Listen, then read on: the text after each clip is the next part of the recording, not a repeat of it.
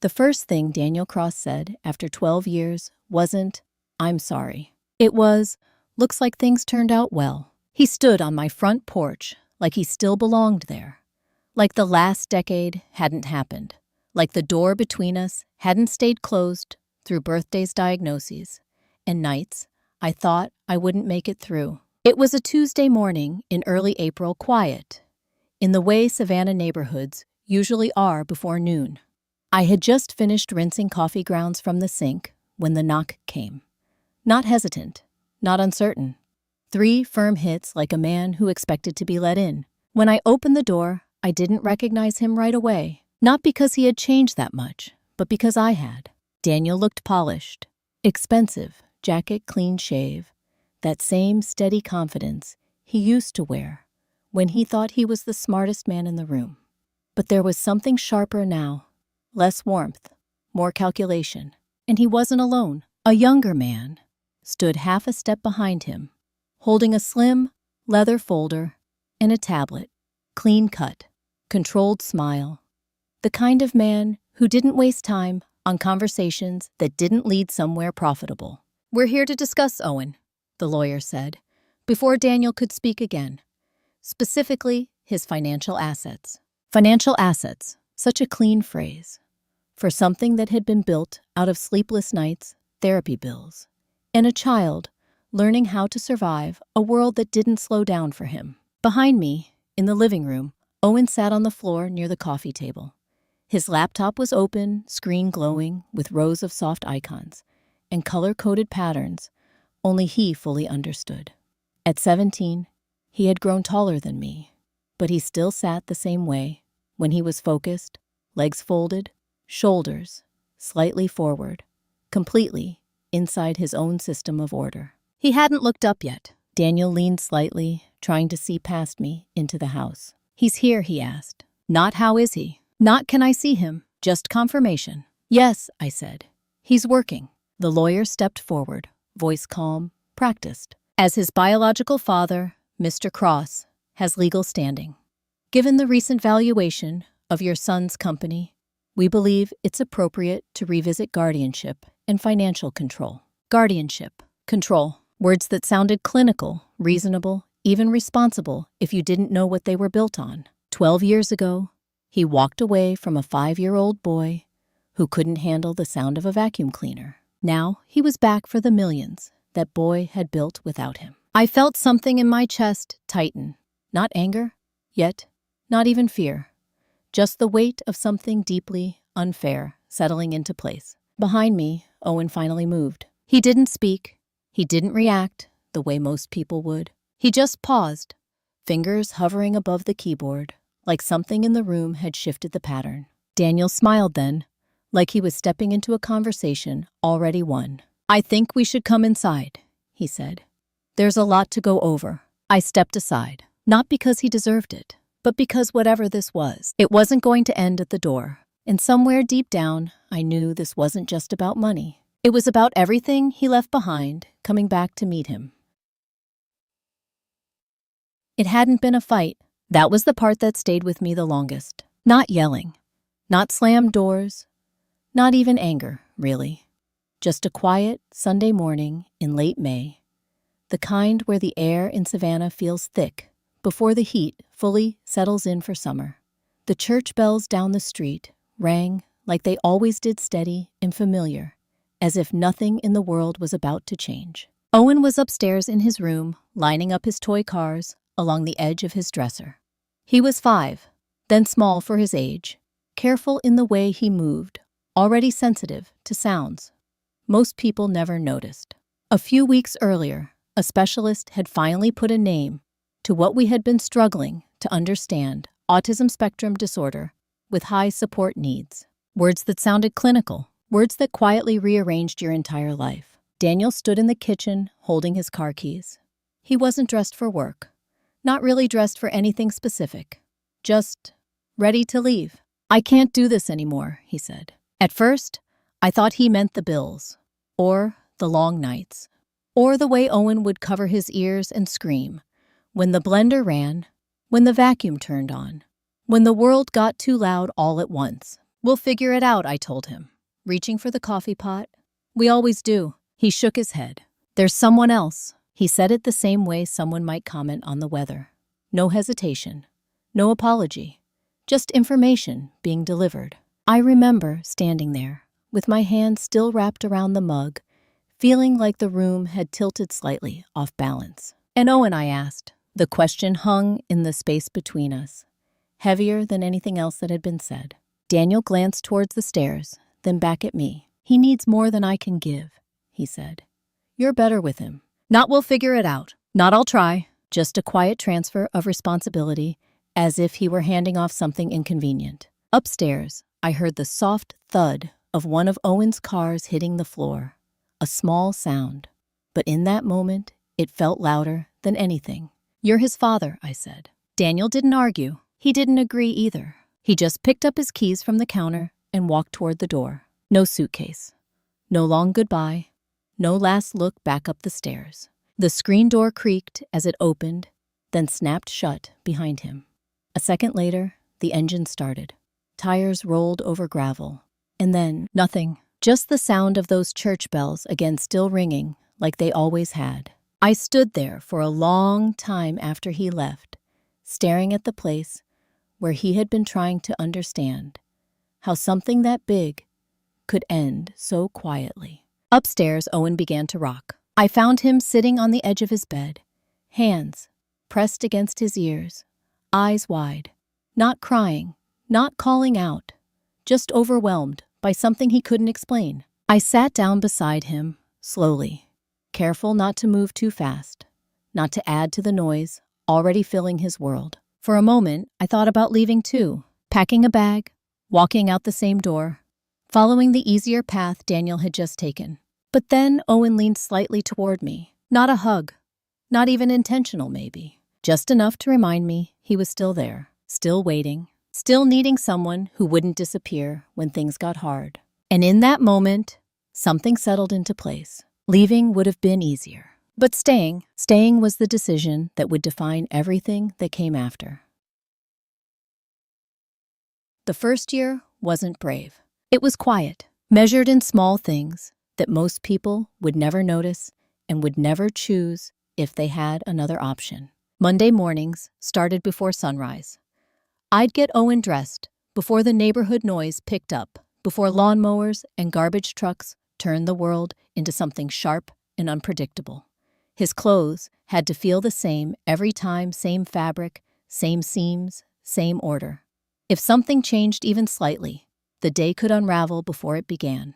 The calendar on the kitchen wall became our anchor. Every hour mapped, every task expected.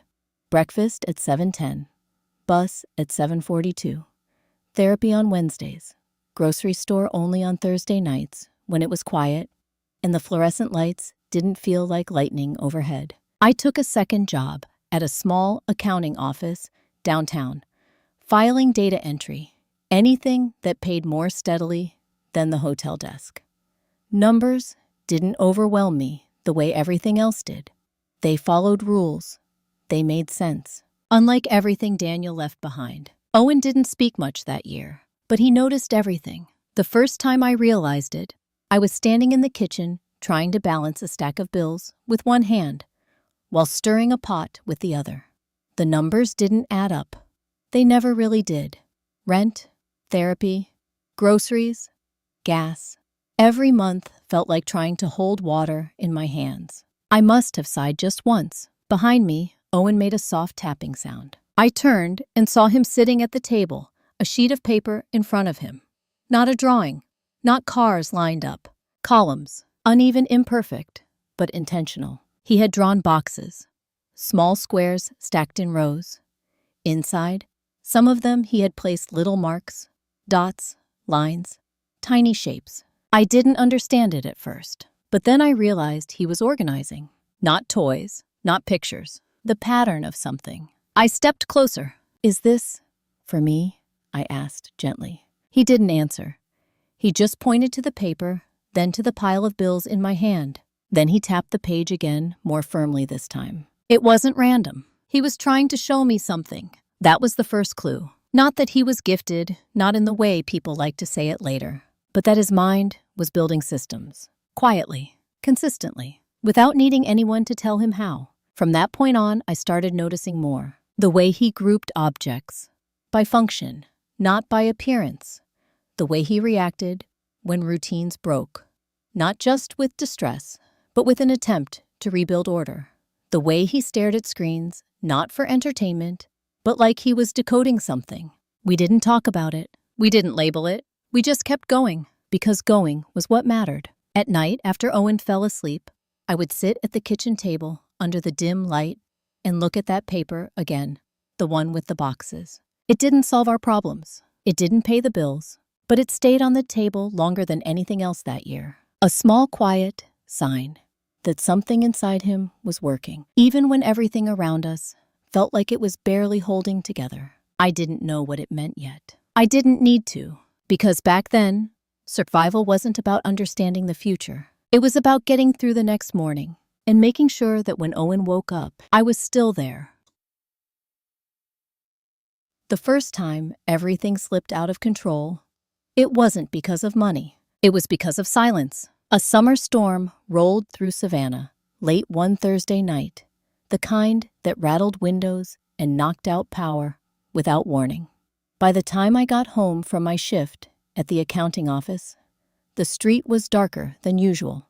No porch lights, no hum of air conditioners, no distant glow from televisions behind curtains. Just stillness, the kind that feels wrong. I pushed the front door open and paused. No sound inside. Not the low hum of Owen's laptop. Not the soft clicking he sometimes made when he focused. Nothing. For a second, my chest tightened. Then I saw it. A thin beam of light under the dining room door. I moved toward it slowly, not wanting to startle him, not wanting to break whatever fragile balance he had found in the dark. When I opened the door, Owen was sitting at the table, a flashlight propped up beside him, angled carefully so it lit the surface without shining directly into his eyes. His laptop was closed. In front of him was something else. Paper, not the small sheets he used before, larger, taped together at the edges, covered in shapes, boxes again, but more structured now, lines connecting them, arrows, symbols I didn't fully understand, but I could tell they weren't random. His hands moved slowly, deliberately as he drew. Not frantic, not overwhelmed, focused. "Hey," I said softly. He didn't look up, didn't respond, just kept working. Outside, thunder rolled in the distance. The house creaked slightly, settling into the storm. Normally, that kind of unpredictability would have sent him into overload. Too many sounds, too many changes, all at once. But not tonight. Tonight, he was building something. I stepped closer. The paper showed a sequence. A beginning, a middle, an end. Small icons, repeated in patterns. Circles, squares, arrows pointing forward, then branching, then reconnecting. It looked less like a drawing and more like instructions. Or maybe a map. "What is it?" I asked, barely above a whisper. Owen paused, just for a second. Then he tapped one section of the page, then another, then the flashlight, then his chest, and finally the door. It took me a moment, but when it clicked, it hit hard. He wasn't drawing pictures. He was creating a way to move through something, step by step. Light, breathe, wait, go. A system. For moments like this, for when the world changed too fast. For when everything familiar disappeared at once. The power outage hadn't broken him. It had triggered him to build. I sat down across from him, not speaking, just watching. For the first time, I realized something that made my stomach tighten in a different way. This wasn't just coping anymore. This was problem solving, structured, repeatable, transferable, the kind of thing other people might need. The kind of thing that could grow beyond this room. A loud crack of thunder shook the windows. Owen flinched, but only slightly. Then his hand returned to the page. Steady again, in control again. I glanced around the dim room, the flashlight, the taped paper, the careful arrangement of everything within his reach. All of it intentional. All of it designed to keep the world from getting too loud. And for the first time, a thought surfaced that I wasn't ready to fully face. If someone else saw this, really saw it, they wouldn't just see a boy trying to cope. They would see something valuable, something that could be taken. The storm passed before midnight. The power came back with a sudden flicker, filling the room with light again. Owen blinked, then quietly closed his eyes for a moment, adjusting. When he opened them, he looked down at the paper. Then carefully, he smoothed it flat with both hands. Like it mattered. Like it was important. I didn't move it, didn't touch it. I just left it there on the table, because something had changed that night. Not in a way I could explain yet, but enough to know whatever Owen was building, the world wasn't going to ignore it forever. The paper stayed on our dining room table for almost 3 weeks. I never framed it, never called anyone, never told myself it meant more than it did. Life didn't allow much time for wonder back then.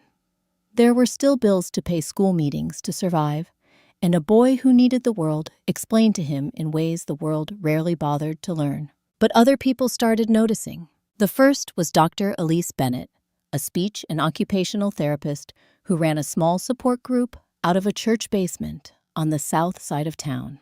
Owen had been seeing her off and on for nearly a year. She was patient in the way older professionals sometimes are, not performative, not overly cheerful, just steady. The kind of person who understood that progress often looked like repetition from the outside. One Wednesday evening, I brought the taped-together pages with us because Owen wouldn't leave them at home. He kept them folded in a manila folder on his lap all the way there. When the group ended, one of the younger boys had a rough transition.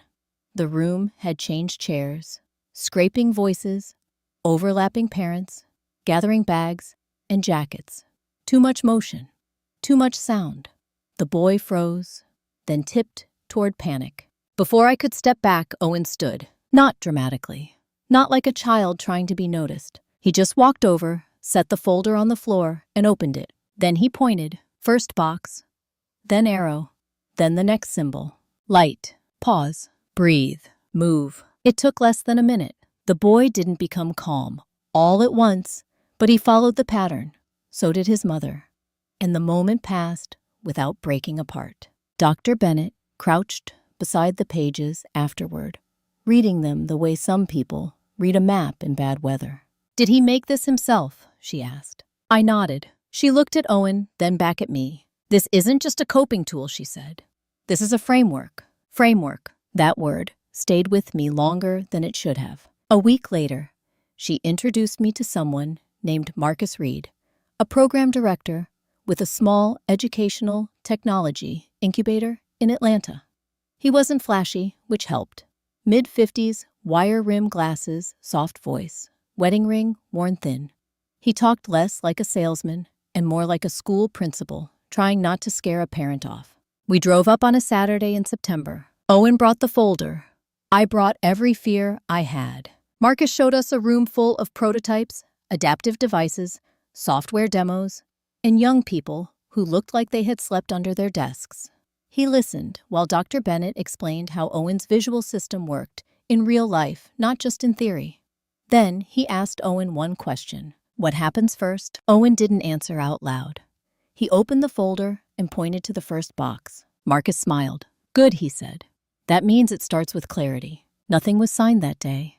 Nothing miraculous happened. But on the drive back to Savannah, with Owen staring out the window and the manila folder resting between us, I understood something I had been avoiding. If I kept treating what he built like a private miracle, someone else would eventually treat it like unprotected property. That was the day I stopped thinking only about survival. I called a lawyer this next Monday, not because we had money, because I intended to protect whatever this was before the world tried to put a price on it. By the end of that fall, the folder had become wireframes on a screen. The boxes were cleaner, the icons softer, the steps more precise. Marcus's team gave it a working name, Stillpath, and for the first time since Daniel left, I let myself think something dangerous. Not that life would become easier, but that Owen might build something big enough for the world to notice. And if the world noticed, so might the people who had once walked away. The letter came on a Thursday. Certified mail. Thick envelope. Clean edges. The kind that doesn't carry questions, only decisions already made somewhere else. I signed for it at the door, while Owen sat at the dining table, behind me, laptop open. Stillpath's latest interface glowing softly on the screen. The same table where his first paper system had once been taped together. Some things change, some things don't. I didn't open the envelope right away. I already knew who it was from. You don't disappear for 12 years and then reappear on a Tuesday with a lawyer unless something is already in motion. I waited until Owen stepped into his room before sliding a finger under the seal. Inside were documents, legal language, structured, precise, detached. A petition, Daniel Cross formally requesting recognition of parental authority and financial oversight. Not asking, requesting, as if the years in between had been a clerical error, as if absence could be corrected with paperwork. I sat down slowly, the pages spreading across the table, like something heavier than paper. Words stood out immediately. Biological father, minor's financial interest, guardianship review, each phrase carefully chosen. Each one designed to sound reasonable to someone who didn't know the full story. I read it twice, then a third time, not because I didn't understand it, but because I needed to feel where the threat actually was. This wasn't just about money. It was about control, about rewriting the narrative before it had a chance to settle into something permanent. My phone was already in my hand before I realized I had picked it up. I called the attorney I had met 2 years earlier, Janice Holloway, a quiet, sharp woman in her early 60s, who specialized in family trusts and guardianship law. She had helped me structure Stillpath's legal protection before it ever made real money. She answered on the second ring. I was wondering when he'd show up, she said, after I explained. Not surprised, not even concerned, just prepared. Does he have a case, I asked. There was a pause. He has standing, she said. That's not the same thing as a case. I looked down at the papers again. Standing, a word that meant he could walk into the room, not that he belonged there. We're not reacting to this, Janice continued. We're responding. That means we control the pace. Control. That word landed differently than it would have a few years ago. Back then, control meant survival. Now it meant something else. Protection. I don't want Owen pulled into this more than necessary, I said. He won't be, she replied. Not if we do this right. After the call, I gathered the documents into a neat stack and placed them beside the old manila folder Owen had used years ago.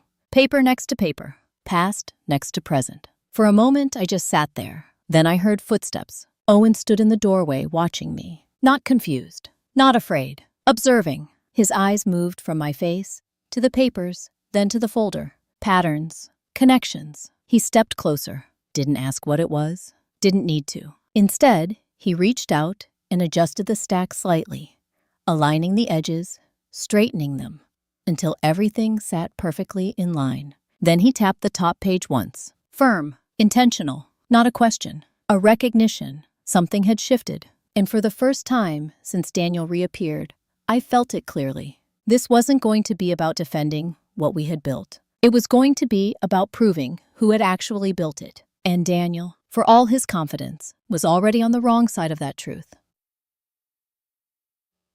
The response didn't come quietly. Daniel didn't wait for the court to decide. He moved first. It started with a phone call from Marcus Reed. On a Monday morning, his voice lower than usual, measured in a way that meant something had already gone wrong before he picked up the phone. We've received a notice, he said, from your husband's legal team. Ex-husband, I corrected automatically. A pause. Yes, Marcus said. They're requesting a review of Stillpath's ownership structure, claiming potential misrepresentation in how the product was developed and who had authority over it. I felt the words land before I fully understood them. Misrepresentation, authority, not just taking control, undermining the foundation. They're not just going after guardianship, Marcus continued. They're questioning whether the agreements we signed are enforceable. For a moment, I couldn't speak. The room felt smaller, like the walls had moved in overnight. Owen was at the table again. Same place, same posture, laptop open, screen, filled with the clean, structured interface he had refined over years. Stillpath, something that had started with taped paper and a flashlight, now being pulled into a legal argument. How far can they take this, I asked. They can slow things down, Marcus said carefully. They can make investors nervous. Partners too. If there's any doubt about legal clarity, people step back. Step back, delay, uncertainty, all the things that could quietly dismantle something without ever touching it directly. After the call, I sat down across from Owen. He hadn't looked up yet, but I knew he was listening. He always was. "They're trying to say this doesn't belong to us," I said, keeping my voice even. His fingers paused above the keyboard. Not long, just enough. Then he closed the laptop. That alone told me everything. He stood, walked to his room, and came back with the same manila folder.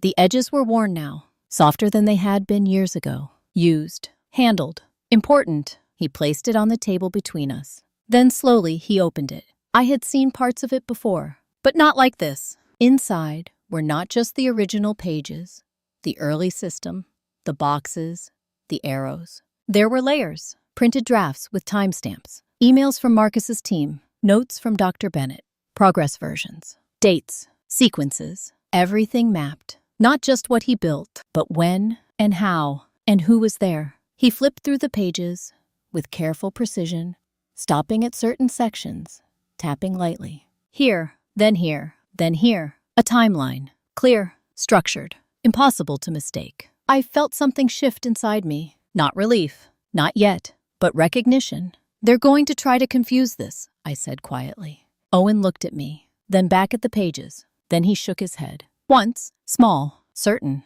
not confusion, clarity. That was his answer. Later that afternoon, I met with Janice Holloway in her office, a space that smelled faintly of paper, an old wood lined with case files that had outlived the people who brought them there. She reviewed the new notice Daniel's team had filed, her expression unreadable. "They're escalating," she said finally.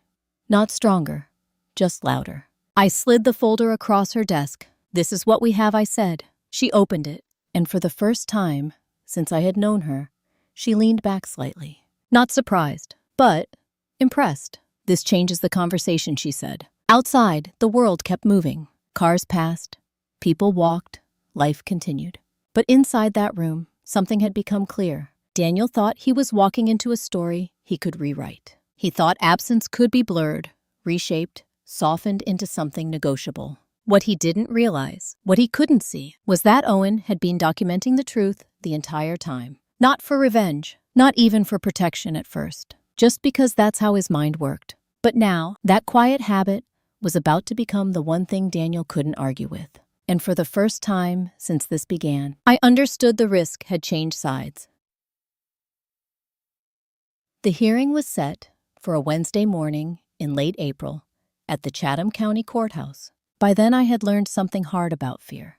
It gets quieter when there's too much to do. The week before the hearing, Janice Holloway stopped talking about outrage and started talking about sequence. What gets presented first? What gets answered directly? What gets left alone until the right moment? Daniel's side had tried to turn everything into fog ownership questions, guardianship, language, technical doubts about development. The old trick of making the truth sound complicated enough that people stopped trusting it. Janice refused to follow them into that. "We are not proving he was a bad man," she told me the afternoon before court. "We are proving what happened, who did the work, and who showed up." That distinction mattered more than I expected, because for weeks I had been fighting him in my head. Every memory, every bill, every silence after he left. But this wasn't going to be won by emotion.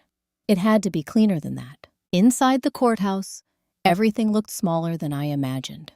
Narrow benches, faded wood, fluorescent lights that gave everyone the same tired color. No grand speeches, no dramatic music.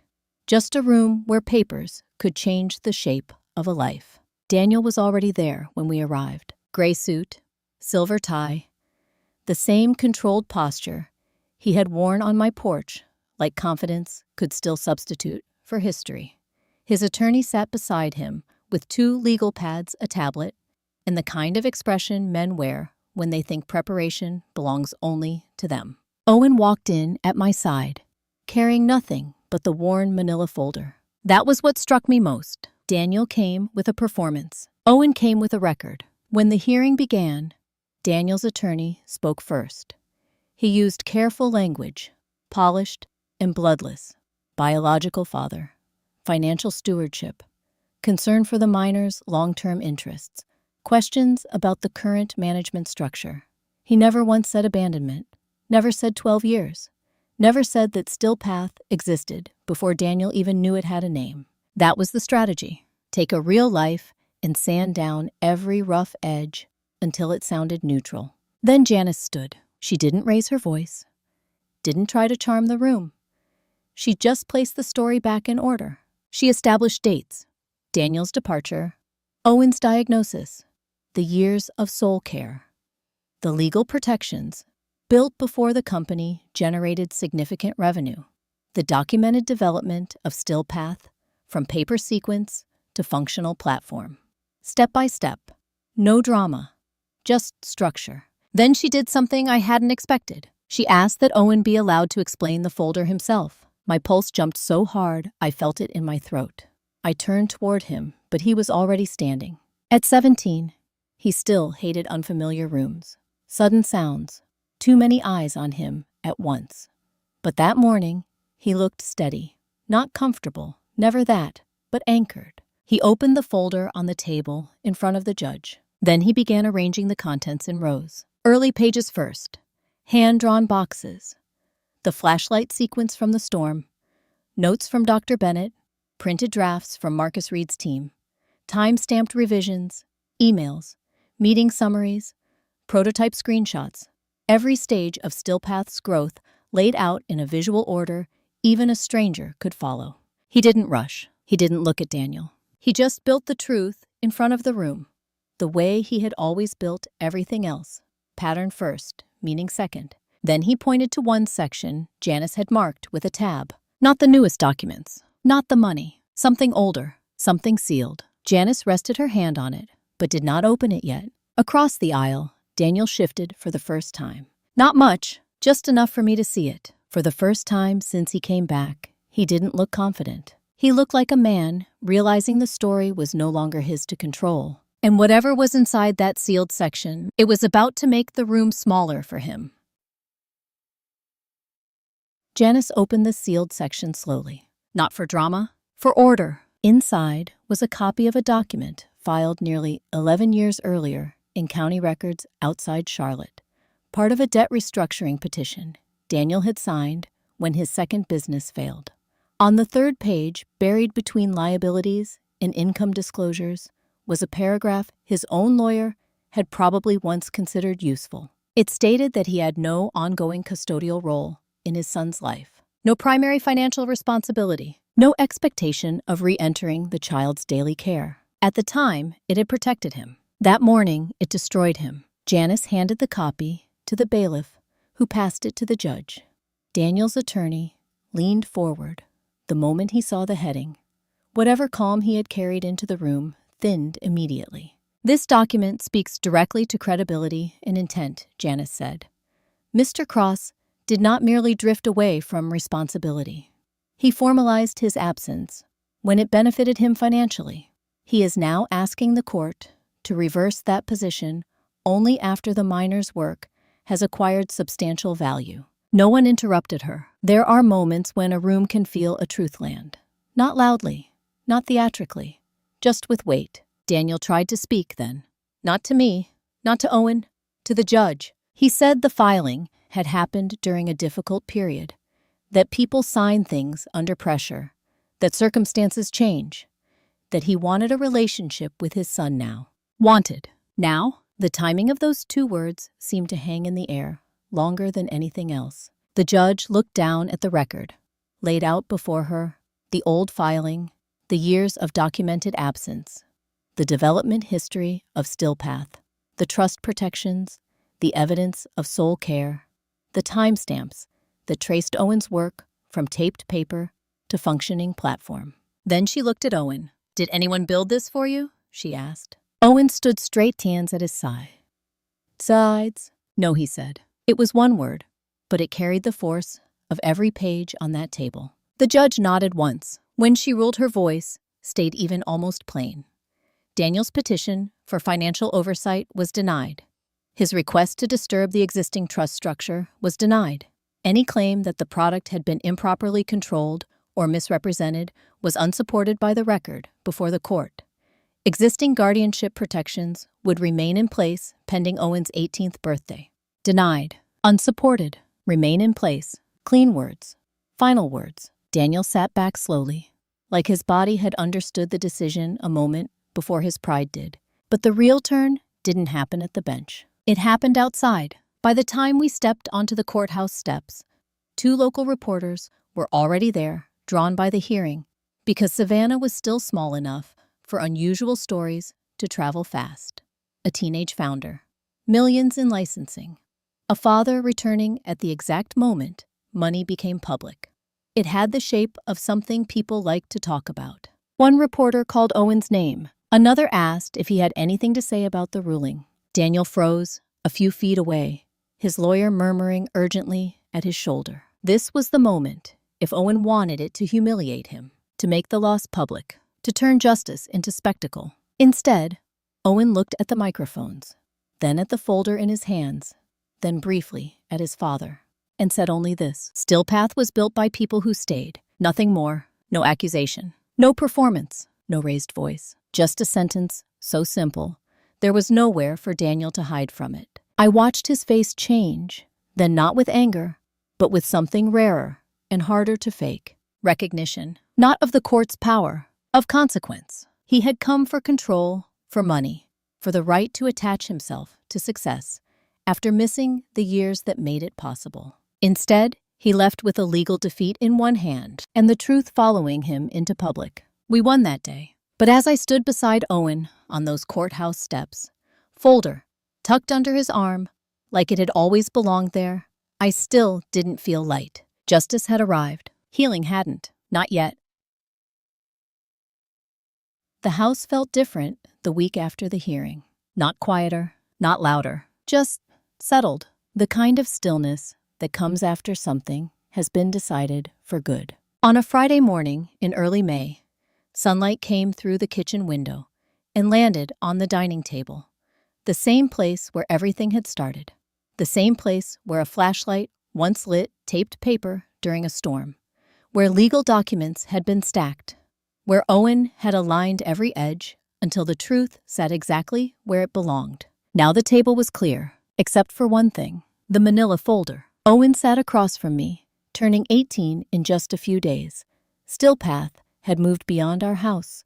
Now, offices, partnerships, licensing agreements that reached farther than I ever imagined, back when I was counting coins at midnight. But some things hadn't changed. He still organized his world the same way, still found clarity before anything else. "You're ready," I said quietly. He looked up, not confused, not uncertain, just aware. Then he nodded. That afternoon, we went downtown. Not to a courthouse this time, to a small office on Broughton Street, where paperwork meant something entirely different. Final signatures, transfer of full legal control. The trust shifting into his name as he reached adulthood. Janice was there, steady as ever. Marcus joined by phone. Dr. Bennett had sent a short note, simple, proud, nothing exaggerated. No one made a speech. No one needed to. When Owen signed his name, it wasn't dramatic. It was precise, intentional, like everything else he had ever built. Outside, Savannah moved the way it always did. Tourists, walking past storefronts, the smell of coffee and river air, mixing in the afternoon heat. Life continuing. Daniel didn't come. He didn't call. But a week later, something else arrived. Not a legal notice, not a demand, a short letter, handwritten, no lawyer's language, no structure designed to protect him. Just a few lines. He said he had attended one of the Stillpath presentations, quietly standing in the back. He said he hadn't understood before. Not the work, not the years, not what it meant to stay. There was no request in the letter, no expectation, just acknowledgement. Owen read it once, then folded it carefully and placed it inside the manila folder. Not at the front, not hidden either, just within the record. That evening, we sat on the porch as the sun lowered over the street. For a long time, neither of us spoke. Then I asked, "Are you angry?" Owen shook his head.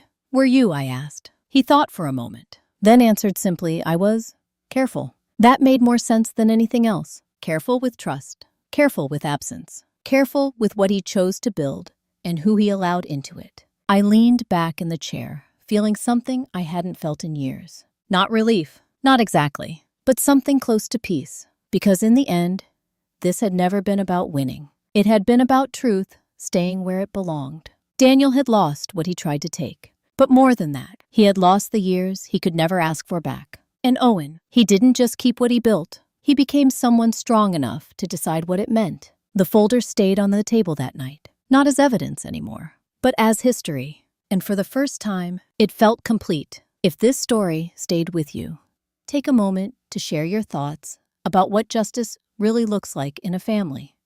And if you believe that showing up matters more than words, consider following for more stories like this.